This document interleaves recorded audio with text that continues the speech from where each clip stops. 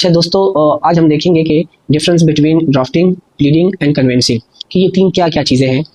सबसे पहले है ड्राफ्टिंग।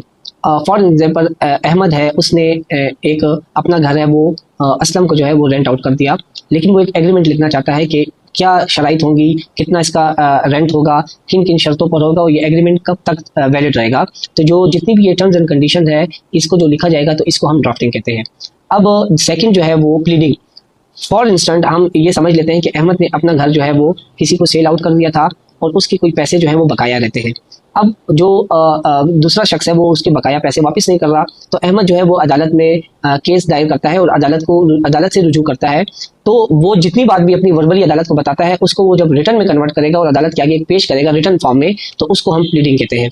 और कन्विंसिंग जो है वो ये है कि अब अहमद जो है वो अपना घर जो है वो बेच चुका है असलम को फॉर इंस्टेंट, और असलम को अब वो लीगल तरीके से ट्रांसफर करना चाह रहा है। तो जब लीगल तरीके से उसमें ट्रांसफर होगा वो घर, और उसका जो एग्रीमेंट या जो भी उस बिटवीन राइटिंग में लिखा जाएगा उसको कन्विंसिंग कहते हैं। तो ये तीन अलग अलग चीज़ें हैं, drafting, pleading and convincing. Thank you.